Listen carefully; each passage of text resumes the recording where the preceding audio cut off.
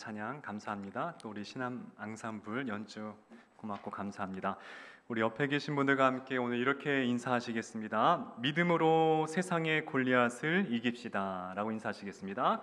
믿음으로 세상의 골리앗을 이깁시다. 네, 아멘. 오늘 말씀의 제목은 골리앗 세상에서 승리하는 방법이라는 제목으로 함께 하나님 말씀을 묵상하겠습니다. 여러분들 잘 아시는 책 1만 시간의 법칙, 티핑 포인트, 이 책을 쓴 이 베스트셀러 작가입니다. 말콤 글래드웰, 다 들어보셨을 거예요.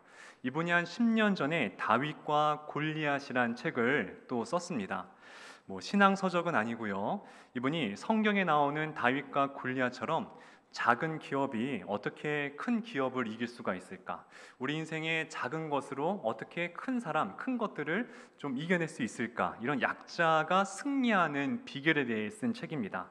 근데 그 책에 재밌는 이야기가 등장하는데요. 지난 우리 역사 속에서 200년 동안에 벌어졌던 전쟁을 분석을 했습니다. 강대국과 약소국, 이 두 나라의 전쟁 가운데서 강대국이 이겼던, 승리했던 퍼센티지가 몇 프로인지 아십니까? 모르세요? 네, 71%라고 합니다. 그러니까 3번 싸워서 2번 이겼고요. 한 번은 작은 나라, 약소국이 이겼다는 것이에요. 여기에 주목을 한 것입니다. 어떻게 이겼느냐? 약소국이 이 강대국의 방법대로 전쟁하지 않고 비전통적인 방법으로 또 게릴라전으로 승부를 할 때는요, 그 승률이 60% 이상까지 올라갔다는 것입니다. 그러니까 전술과 전략의 문제라는 것이죠. 그래서 이것이 굉장히 참 흥미로운 이야기였습니다. 그래서 그 책에 보게 되면은 예를 들어주는데요. 여러분들 영화 혹시 아라비아의 로렌스라는 영화 아십니까? 화면에 한번 보세요. 옛날 분들은 아실 거예요. 저게 토마스 에드워드 로렌스라는 영국 장교가 있었습니다. 실제 실화지요. 저분이 이 아라비아를 점령했던 터키군과 맞서 싸웠는데요. 이 로렌스 장교, 이 대위에게는 정말 유목민들밖에 없었습니다. 그러니까 이 병사들도 아니었어요. 그냥 양치는 목동 유목민들이었는데, 이 터키는 반대로 이제 막강한 화력과 정말 많은 이 군사를 자랑하고 있었죠. 자, 그런데 여기에서 이 로렌스가 이런 얘기를 했습니다. 우리가 가진 카드는 파괴력이 아닌 속도와 시간이었다. 기동성과 인내력, 개인적인 지능, 이 나라에 대한 지식, 그리고 용기가 재산이었다. 이 유목민들은요, 소총 한 자루밖에 없었습니다. 그리고 이제 식량, 밀가루 20kg밖에 없었는데요. 정말 누가 봐도 다윗과 골리앗의 싸움이었어요. 근데 결과가 어떤지 아십니까? 이 로렌스가 이끄는 이 유목민 부대가 대승을 거둡니다. 이 로렌스의 부대는 2명의 사상자가 발생했고요. 이 터키군은 1200명이라는 이 사상자가 발생했다고 한다는 것이죠. 그럼으로써 무조건 큰 사람이 이기는 건 아닙니다. 큰 기업이 무조건 승승장구하는 것은 아니에요. 적어도 작아도 하나님 나라에서는 얼마든지 승리할 수 있는 방법이 있다는 것입니다. 우리도 마찬가지예요. 인생을 살면서 저와 여러분들이 마주하는 골리앗 같은 세상이 있습니다. 우린 그 앞에 주눅이 들고 작아 보이고, 마치 이스라엘 백성들이 이 가나안 땅에 들어갔을 때에 그 여리고성을 보면서 나는 메뚜기 같다라고 정말 작게 느껴질 때가 있다는 것이죠. 근데 괜찮다라는 것이에요. 걱정하지 말라는 것입니다. 우린 작아도 우리를 붙드시는 하나님은 크시기 때문에 얼마든지 거인들과 싸워서 이길 수 있음을 꼭 믿으시기를 바랍니다. 오늘 본문의 제목이 우리 잘 아시는 다윗과 골리앗의 싸움인데요. 이것은 단순히 다윗이 골리앗을 이겼다, 작은 자가 큰 자를 이겼다, 이런 단순한 스토리가 아닙니다. 이것은 이 속에는 하나님의 영적인 승리의 원리가 담겨 있다는 것이죠. 우리가 그것을 한번 살펴보았으면 좋겠습니다. 이제 이 블레셋이라는 나라가 이스라엘을 침공해 옵니다. 지도를 한번 보겠습니다. 여러분들 블레셋 성경에 굉장히 많이 등장하는데 잘 모르실 수 있어요. 이 블레셋 나라는 5부족의 연합 국가입니다. 그래서 에글론, 아스글론, 그 다음에 가사, 가드, 이 5개의 부족의 연합의 국가가 이 블레셋 군대인데요. 이들은 저 이스라엘의 지도에 보시다시피 해변가에 위치하고 살았어요. 왜 해변가에 살았느냐? 여러분, 블레셋이란 이름의 뜻이 할례받지 않는 사람이라는 뜻이에요. 이방인이란 뜻입니다. 그러니까 저들은 이 이스라엘 사람들이 아니에요. 어디서 이 유입해서 온 민족입니다. 이 저 동쪽으로 가게 되면은, 서쪽으로 가게 되면은 이 그리스의 크레타 섬이 있거든요. 잘 아시죠? 거기서 먹을 것을 찾아서 남쪽으로 내려온 바로 민족이 이 블레셋 사람들의 기원이 됩니다. 어찌되었든 이 5개의 부족이 연합을 해서 이제 어디로 침공을 하느냐, 저 별표 보이는 핑크색의 별표가 한 그쯤이 엘라 골짜기입니다. 지금 내륙으로 점점 이 블레셋 군사들이 쳐들어오고 있는 중이에요. 자, 그래서 이 사울 왕과 이 이스라엘 군사들이 거기에 맞서 싸우러 나갔는데 덤비질 못하는 거예요. 블레셋 군대에게. 왜 그랬느냐? 한 사람의 거인이 블레셋 군사 앞에 선두에 서 있는 것을 보았기 때문입니다. 그게 누구였을까요? 이 골리앗 장수였던 것이죠. 자, 성경은 이 골리앗의 외형적인 소개에 대해서 거창하게 얘기하는데 한번 들어보세요. 제가 읽어드릴게요. 현대인의 성경으로 사무엘상 17장 4절입니다. 그는 블레셋 장군으로 키가 거의 3m나 되는 거인인데다가 노처럼 만든 투구를 쓰고 무게가 57kg이나 되는 녹갑옷을 입고 다리에는 노스로 만든 각반을 대고 노창까지 들고 나왔다. 그의 창자루는 배틀채만큼 두꺼웠고 창날의 쇠무게는 약 7kg이나 되었으며 호위병 하나가 그의 큰 방패를 들고 거인 앞에서 걸어 나오고 있었다. 여러분들, 성경에서 어떤 인물 한 사람을 소개할 때 이렇게 길게 소개하는 사람은 없습니다. 한번 찾아보세요. 그만큼 지금 이 성경의 기자는 이 골리앗의 외형에 대해서 어마어마하게 거대한 사람이다, 엄청난 사람이다, 정말 어떤 사람 앞에서도 이 사람 앞에서 주눅들지 않는 사람은 없을 것이다, 굉장히 크게 부각을 시키고 있습니다. 그래서 그의 이 창이 배틀채 같았다, 이 실을 짜는 그런 배틀채 같은 크다 얘기했는데, 이 성경에서 작다라는 이 표현에 비유할 때는 우리가 잘 아는 겨자씨로 비유를 합니다. 그 성경에서 큰 것을 비유할 때는 배틀채 같았다 이렇게 얘기를 해요. 그러니까 얼마나 큰 창과 방패를 갖고 있었는지 우리는 유추할 수가 있다라는 것이죠. 자, 그런데 그 전쟁에서 사울과 이 이스라엘의 군대가 맞서지 못하는 이유가 또 다른 이유가 있었습니다. 그게 무엇이었냐면은 이 당시에 전쟁의 방법 때문이었습니다. 지금 이 군사가 맞서서 싸워서 많이 남는 수가 이길 수 있겠지만은 그 당시의 전쟁은 그것이 아니었어요. 한 사람과 한 사람의 전투였습니다. 거기서 이기는 자의 나라가 우승하는 거예요. 그 나머지 나라는 그 나라의 이제는 이 종이 되는 것이죠. 사무엘상 17장 8절 또 제가 읽어드리겠습니다. 골리앗이 하는 얘기예요. 너희는 한 사람을 택하여 내게로 내려보내라. 그가 나와 싸워서 나를 죽이면 우리가 너희의 종이 되겠고 내가 이겨 그를 죽이면 너희가 우리의 종이 되어 우리를 섬길 것이니라. 한 사람을 내 앞에 데려와라 이렇게 얘기하는 거예요. 그러니까 문제가 무엇이냐? 그 앞에 나갈 이스라엘 중에는 한 사람이 없다는 게 문제인 거예요. 자, 여기서 하나님께서 그 한 사람을 예비시켜 주십니다. 중요한 대목이에요. 그러면 하나님이 어떠한 한 사람을 세웠냐는 게 그것이 너무나 우리 이 영적인 교훈을 준다는 것이죠. 우리가 그 한 사람 같은 인생을 살아가게 된다고 한다면 우리 또한 그 어떠한 골리앗 같은 거대한 장벽 앞에서 반드시 승리할 수 있다는 것이 아니겠습니까? 그래서 그 한 사람을 우리가 주목하고 한번 알아보는 것이 굉장히 중요하다는 것입니다. 아까 골리앗은 굉장히 크게 성경에서 부각을 시켰죠. 그런데 그 다음에 나오는 다윗에 있어서는 다윗은 그런 외형적인 크기에 대해서 얘기하지 않습니다. 오히려 작다, 말재다, 막내다, 다윗의 아주 작은 것들을 부각해서 설명하게 됩니다. 그 전에 여러분들 사울 왕이 지금 왕인데요. 이 사울 왕이 조금 있으면 폐위가 됩니다. 하나님이 그 왕을 버리게 됐어요. 근데 사무엘 선지자가 그 사울 왕을 하나님께서 버리신 이유에 대해서 분명하게 이야기하고 있습니다. 아주 중요한 대목인데요. 우리 같이 사무엘상 15장 17절 읽겠습니다. 시작. 사무엘이 가로되 왕이 스스로 작게 여길 그때에 이스라엘 지파의 머리가 되지 아니하셨나이까?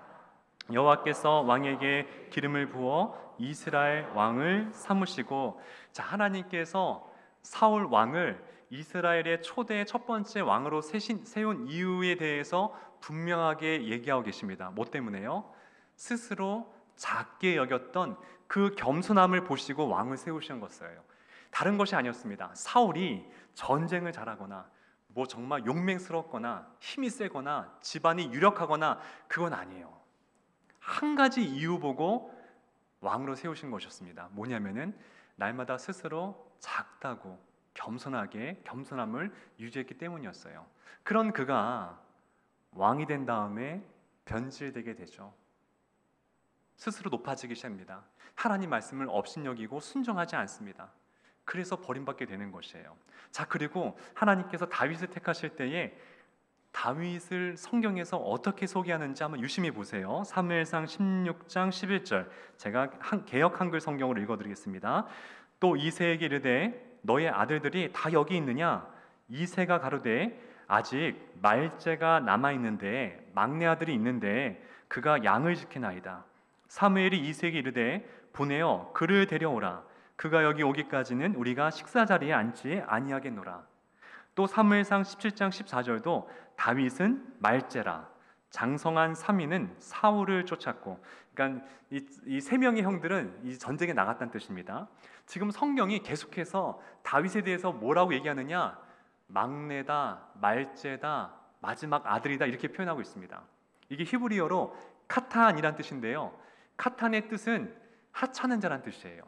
작은 자란 뜻입니다. 지금 성경은 계속해서 다윗을 향해서 작은 자, 작은 자다, 볼품없는 자다, 미천한 자다 이렇게 지금 표현하고 있는 거예요. 왜 그랬을까요? 하나님은 스스로 작다라고 여기는 자를 들어 사용하기 때문이에요. 다윗이 하나님 손에 붙들림 받고 그 다음에 왕으로 기름 부음 받은 이유는 한 가지였습니다. 자기 스스로를 늘 작은 존재로 자처하며 살아왔기 때문이었다는 것이에요. 잘 보세요. 여러분들 그 사도 바울이 항상 그의 서신서에는 꼭 이런 멘트를 씁니다. 자신의 존재에 대해서 이렇게 얘기합니다. 우리 다 함께 에베소서 3장 8절 읽어보겠습니다. 시작. 모든 성도 중에 지극히 작은 자보다 더 작은 나에게 이 은혜를 주신 것은 측량할 수 없는 그리스도의 풍성함을 이방인에게 전하게 하시고. 사도 바울이 뭐라고 하느냐? 모든 교인 중에 그 중에서 가장 작은 자가 있다면 그 작은 자보다도 더 작은 자가 바로 나다라고 고백하는 거예요. 정말 겸손하죠? 여러분들 그렇다고 바울이 정말 작은 자였느냐? 아니에요. 여러분들 바울의 이 백그라운드를 보게 되면은 어마어마한 사람이에요. 우리말로 하면은 정말 이 금수저 집안이에요. 그가 다소 지방에 태어났는데 거기서 부모님이 일찍이 이 바울을 예루살렘에 유학을 보냅니다. 무슨 얘기일까요? 유복한 가정의 아들로 태어났어요. 그리고 이스라엘은 당대 두 명의 위대한 이 교수가 있었는데요. 가말리엘과 힐렐이 있었습니다. 그 중에 이 가말리엘이라는 교수의 밑에 이 수제자가 바로 바울이었어요. 무슨 얘기냐? 지적으로도 지성으로도 이 바울을 따라갈 만한 사람이 별로 없었다는 거예요. 뿐만 아닙니다. 가장 강력한 것이 있었는데 사도 바울은 뭐가 있었을까요? 로마 시민권자였어요. 그 당시 이스라엘 백성들이 로마 시민권을 얻기 위해서는 단순히 돈이 있다고 얻을 수 있는 것이 아닙니다. 이것은 그 집안의 정치적인 유력한 집안이기 때문에 얻을 수 있는 특별한 지위였다는 것이에요. 그러니까 이 바울은 정말 유복하고 백도 있었고 지성적으로 또 신분도 높은 자였는데 그가 뭐라고 합니까? 나는 지극히 작은 자보다 더 작은 자가 자기라는 거예요. 하나님이 사도 바울을 왜 들었었냐고요? 이것 때문에 들었으신 거예요. 그가 돈이 많아서가 아니라 그가 지성인이었기 때문이 아니었고 그가 또 로마 시민권자였기 때문이 아니었다라는 것이죠.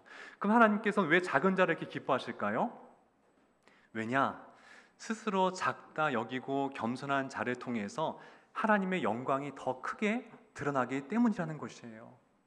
작은 것 속에 그 뒤에 계시는 하나님의 후광과 영광이 더 드러나기 때문에 하나님은 겸손한 자에게 은혜를 베푸시는 줄 꼭 믿으시기를 바랍니다.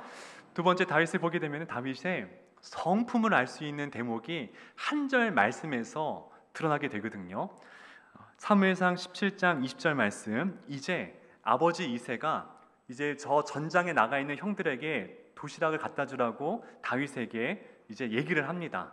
자, 자그마치 베들레헴에서 엘라 골짜기까지의 거리가 25km 되는 정말 먼 거리였어요. 거기에 도시락이 우리가 생각하는 그런 도시락 3개가 아니에요. 정말 이 밀가루와 치즈 몇 덩이와 해서 수레를 끌고 가야 되는 엄청난 양의 무게였습니다. 자, 그때 그 이야기를 들은 다윗이 그 다음날 하는 행동이 있어서 성경은 정말 중요한 것을 우리에게 얘기해주고 있는데 제가 읽어드리겠습니다. 다윗이 아침에 일찍 일어나서 양 지키는 자에게 맡기고 이새가 명령한 대로 가지고 가서 진영에 이른즉 마침 군대가 전장에 나와서 싸우려고 고함치며. 자, 여기에 세 단어가 제 눈에 사로잡혔는데요. 첫 번째, 일찍이 일어났다는 것이에요. 아버지께서 말씀하신 그 다음 날에 일찍 일어났다는 거예요. 여러분 생각해 보세요. 8 아들 중에 다윗이 막내거든요. 그 지금 3명은 지금 전쟁에 나가 있어요. 그럼 다윗의 위로 몇 명의 형이 있습니까? 몇 명이 있어요? 4명이 있잖아요. 그럼 이럴 수 있잖아요. 아버지, 저 형들 있는데 왜 저를 시키시나요? 나 안 갈 거예요. 이럴 수 있잖아요. 다윗은 안 그래요. 일찍 일어나서 준비합니다. 그리고 두 번째, 양 지키는 자에게 맡기고 자신이 데리고 있던 그 양을 그냥 소홀히 하지 않습니다. 다시 그것을 다른 양치기에게 내가 돌아올 동안 우리 양들을 잘 부탁해 하면서 끝까지 책임감 있게 아버지의 양을 맡기는 것을 볼 수가 있어요. 또 아버지가 명령한 대로 다 끝까지 순종하는 모습을 볼 수 있습니다. 다윗의 3가지 성품이 나오죠. 그가 하나님 앞에, 아버지 앞에 성실하고 책임감 있고 순종하는 삶. 성경 말씀 이 한 절에 다윗이 지금까지 어떻게 살아왔는지에 대해서 우리는 그의 삶을 유추할 수 있다는 것입니다. 하나님이 택하는 사람은요, 외적으로 강한 자를 택하는 것이 아니에요. 내면의 아름다운 사람, 하나님 말씀에 순종하는 사람, 하나님 앞에 거룩하고 성결되고 정말 순종하는 자를 하나님께서 들어 쓰신다는 것입니다. 여러분, 재밌는 게 있습니다. 하나님께서 귀하게 썼던 사람들의 특징을 보게 되면 공통점이 있어요. 그게 뭐냐면은 아버지의 심부름 때문에 그들이 나중에 크게 됩니다. 아십니까? 여러분들, 사울 왕이 되기 전에 어떻게 그 과정이 있었냐면은 아버지의 암나기를 찾으러 가다가 왕이 되는 기름 부음을 받습니다. 아버지의 심부름하다 받아요. 또 여러분들, 요셉이 총리가 되지 않습니까? 총리가 될 때에도 아버지 야곱에 의해서 형들에게 도시락 심부름을 가져다가, 물론 거기서 노예가 되고 감옥에 갇히지만 결국 총리가 되지 않습니까? 아버지의 심부름 때문이었어요. 그리고 다윗도 지금 아버지의 도시락 심부름 하다가 골리앗을 만나게 됩니다. 다 작은 거예요. 전 여기서 성경의 깊은 원리를 깨닫습니다. 하나님 앞에 작은 것도 성실하게 충성되면요, 하나님 나중에 분명히 큰 거를 맡기세요. 저는 이걸 분명하게 믿습니다. 마태복음 25장 23절 같이 읽겠습니다. 시작. 그 주인이 이르되 잘하였도다 착하고 충성된 종아, 내가 적은 일에 충성하였음에 내가 많은 것을 내게 맡기리니 내 주인의 즐거움에 참여할지어다 하고. 아멘. 맞아요. 하나님은 작은 걸 우리에게 주시고 그 하는 것을 우리를 면밀하게 보고 계세요. 그리고 그 다음의 스텝을 우리에게 허락하신다는 것이죠. 자, 사울 왕이 저 골리앗을 이기는 자에게 나의 재산과 나의 딸과 그리고 그 가정의 세금을 평생토록 면제해 주겠다라고 얘기합니다. 누구든지 나오라고 얘기하는 거예요. 자, 그때 다윗이 성경에 처음으로 그가 말을 엽니다. 그 전에 성경에 다윗이 얘기한 부분이 없어요. 다윗이 지금 처음으로 성경에서 얘기하는 부분이 등장하는데 그의 말 속에 우린 또 다른 그의 아름다운 내면을 볼 수가 있습니다. 제가 읽어드릴게요. 사무엘상 17장 26절. 다윗이 곁에 서 있는 사람들에게 말하 이르되 이 블레 사람을 죽여 이스라엘의 치욕을 제거하는 사람에게 어떤 대우를 하겠느냐? 이 할례받지 않는 블레셋 사람이 누구이기에 살아계시는 하나님의 군대를 모욕하느냐? 다윗의 첫 마디가 무엇인지 아십니까? 이 할례받지 않는 블레 사람이 누구이길래 감히 하나님을 모욕하느냐? 하나님에 대한 거룩한 의로운 분노를 갖고 얘기하는 것이었어요. 그의 관심은 사울이 주는 재물이나 사울의 딸이나 또 세금 면제 있지 않았다는 거예요. 그는 하나님의 이름이 영광에 가려지는 것에 있어서 너무나 의분을 갖고 감히 저 할례받지 않는 저 병사가 거기에 그의 마음이 있었다는 것입니다. 성경 한 절 한 구절에 다윗의 내면이 얼마나 아름다운 사람인지를 우리가 알 수 있다는 것이에요. 다시 한번 말씀드릴게요. 하나님이 어떤 사람을 쓰냐고요? 겉으로 강한 사람 쓰는 것이 아닙니다. 겉으로 빽이 있는 사람 쓰는 것이 아닙니다. 그의 내면이 하나님 마음에 합한 자, 하나님 마음을 기쁘게 하는 자를 쓰시는 줄 꼭 믿으시기를 예수님의 이름으로 축복합니다. 그래서 16장에 보게 되면 다윗을 가리켜서 이렇게 얘기하죠. 우리 함께 사무엘상 16장 7절 읽겠습니다. 시작. 내가 보는 것은 사람과 같지 아니하니 사람은 외모를 보거니와 나 여호와는 중심을 보느니라 하시더라. 또 읽겠습니다. 내가 이새의 아들 다윗을 만나니 내 마음에 맞는 사람이라 내 뜻을 다 이루리라 하시더니 하나님이 그 한 사람을 택하신 원리가 이 속에 있다라는 것입니다. 자, 그런데 사울이 다윗을 보고 처음엔 부정적인 반응을 보입니다. 야, 너 같은 소년이 어떻게 저 골리앗을 이길 수 있겠느냐? 저 골리앗은 어렸을 때부터 장수였느니라 이렇게 얘기합니다. 그때 다윗이 다시 이 사울을 설득을 합니다. 왕이시여, 내가 아버지의 양을 지킬 때에 사자나 곰이 내 아버지의 양 새끼를 가져갈 때에 내가 달려가서 그것들을 죽이고 그 양들을 그 입에서 빼앗아 왔나이다. 저 골리앗도 이 곰과 사자처럼 똑같이 그렇게 될 것이라고 이야기를 하는 것이었어요. 그러면서 그가 그 이제 유명한 자신의 물맷돌을 가져가기 시작합니다. 여러분, 물매가 어떤 건지 잘 모르시죠? 제가 사진을 가져왔어요. 우리 함께 그리고 사무엘상 17장 40절 읽겠습니다. 시작. 손에 막대기를 가지고 시내에서 매끄러운 돌 5을 골라서 자기 목자의 제구 곧 주머니에 넣고 손에 물매를 가지고 블레셋 사람에게로 나아가니라. 자, 돌 몇 개 가져갔대요? 네, 중요합니다. 여러분들, 저 목자의 제구라는 것은, 제구는 연장, 도구를 의미합니다. 그 당시에 이스라엘의 목자의 연장은 무엇이었냐면은 두 가지였어요. 이 지팡이와 물매였습니다. 물매는 이제 사자와 곰을 물리치는 데 쓰는 것이죠. 이렇게 넣어가지고 한번 제가 실현을 좀 했으면 좋겠는데 또 잘못 나가서 또 유리창 깨면 안 되니까는. 자, 그래서 여러분들 영상을 제가 가져왔어요. 영상을 보면은 이 물맷돌이 그냥 애들 장난감이 아닙니다. 한번 이 영상 한번 보시면 좋겠습니다.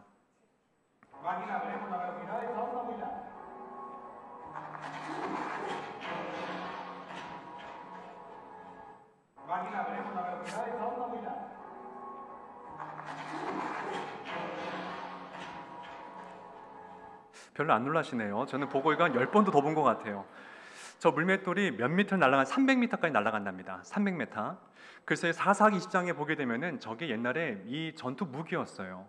그래서 이 베냐민 지파에 700명의 저 물맷돌 전투 이 보병들이 있었습니다. 그만큼 굉장히 저게 화력이 엄청 셌다라는 것이죠.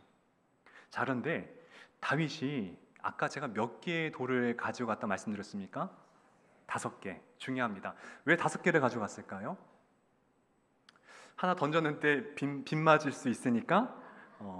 근데 여러분들 그건 좀 아닌 것 같아요. 왜냐하면 만약에 돌려서 딱 던졌는데 빗 맞았어요.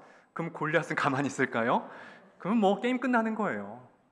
한 번에 못 맞추면은 다윗도 죽을 수밖에 없습니다. 지금 아까 말한 그 주머니에 돌 5개를 넣습니다. 제가 한번 상상해봤어요. 못 맞췄어요. 그럼 주머니에 손을 집어넣어서 다시 하나 꺼내서 넣고 돌린 데까지 몇 초 걸릴까? 상당한 시간이 소요됩니다. 그러니 저 5개는 골리앗을 못 맞힐까봐 준비한 여분의 돌이 아니었다는 것이에요.